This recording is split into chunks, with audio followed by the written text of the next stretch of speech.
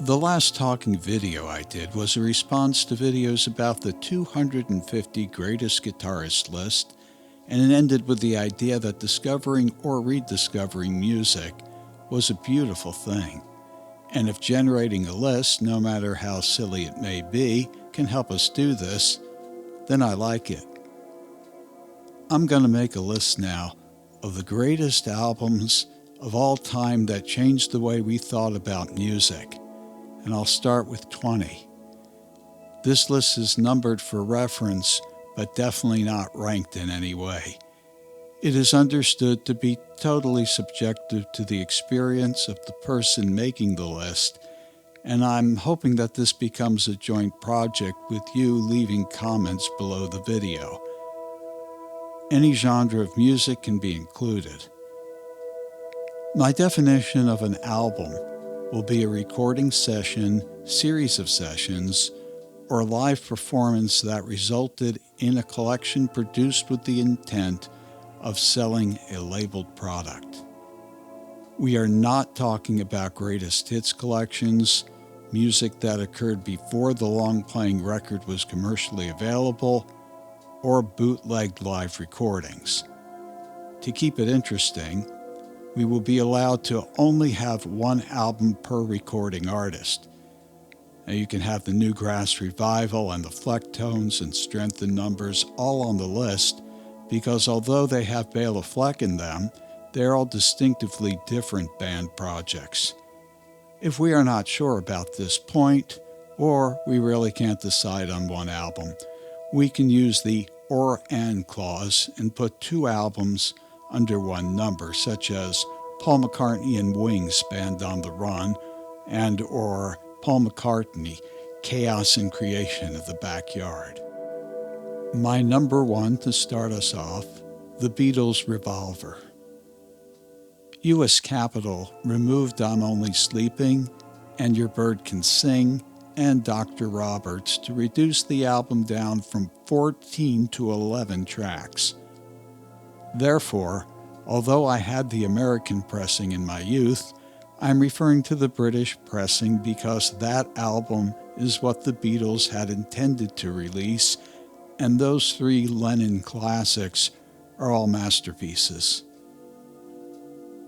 This album introduces so many new and influential ideas in the context of great songwriting that it would be easy to get stuck talking too much about this, number one. The horns on Got to Get You Into My Life, the sitar on Love You Too, the tasteful string quartet on Eleanor Rigby, the tape loops on Within Without You, and the reversed lead tracks are some of what you hear on this 1966 album, which to my taste and sensibilities is the greatest pop album ever made. Number 2. Miles Davis 1969 release, In a Silent Way.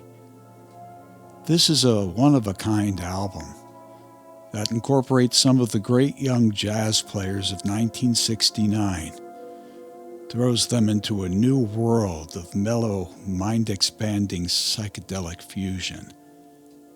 If I did not restrict myself to one album per artist, I would also have to put the 1959 Kind of Blue on this list.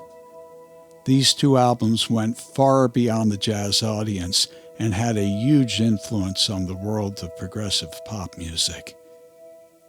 Number 3, John Coltrane, A Love Supreme or Giant Steps. I'm not sure if the quartet should be considered the same act as an album just under the Coltrane name. Both of these albums belong on my list, so I'll use the or and clause. Giant Steps is a technical breakthrough album, while Love Supreme is clearly music as prayer. The liner notes make this very clear. When I was a teenager, I sought out great concert music recordings as I learned about the most famous of classics. Here in Baltimore, on Cold Spring Lane near Loyola College, there was a record and tape collector. That was the name of the store. And at the time, There was a rather eccentric salesman in charge of the concert music section. He was more than opinionated and would tell you what was good and what was bad and what you would buy and what records were a waste of time and money. My understanding is that he was fired after he physically went after a customer and chased this customer down the street in a rage over a disagreement about a recording. Well, I was looking for a good recording of the famous Beethoven Piano Concerto No. 5, and he asked me if I thought Beethoven was a classical or a romantic composer. I answered that he was a bridge from the classical period to the romantic period. He angrily told me that Beethoven was definitely a classical composer, regardless of what I was told. Then he handed me this album. He said, "This is the only perfect recording of Beethoven's Fifth, and you must have it." I said, "Yes, sir." It was Rudolf Serkin with Leonard Bernstein, the 1962 Columbia recording. The precision and balance of this performance is truly classical and absolutely unequaled by any other performance that I have ever heard. There are countless concert music classics that helped me shape my musical taste, but this one is a real standout that has stayed with me. Joni Mitchell, Ladies of the Canyon, Blue for the Roses, Miles of Hiles, Court and Spark, The Hissing of Summer Lawns, Hejira, Don Juan's Reckless Daughter, Mingus. These albums need not be compared or ranked as they're all masterpieces, and they all represent different points in one creative story. For the purposes of this list, I'll put in The Hissing of Summer Lawns from 1975. I really love that album. Okay. Well, I'm just going to read the rest, and we can discuss it some other time, or this video is just going to go on forever. Number 6, Nina Simone at Town Hall. Number 7, the David Grisman Quintet from 1976. Number 8, Stravinsky Conducts Stravinsky, Petrushka and the Rite of Spring, the 1960 recording. Number 9, the Balthy Band from 1975. Numbers 10 through 20, Stuff You'd Expect. Number 10 is Bringing It All Back Home, Bob Dylan. 11, The Byrds' first album, Mr. Tambourine Man. I like those Gene Clark songs. Number 12, Jimi Hendrix, Electric Ladyland. Number 13, The Doors' first album. Number 14, Jefferson Airplane. I picked Crown of Creation, 1968.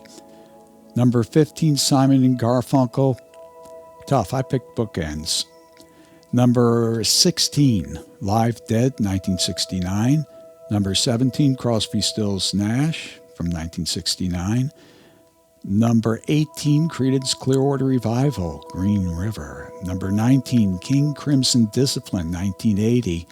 And finally, number 20, the Pentangles' first album. Well, there are literally hundreds of albums I'd love to discuss, and I don't even have time to discuss 20. So if you want me to continue this kind of thing, just drop me your thoughts below this video, and I'll see you next time. Have a good night.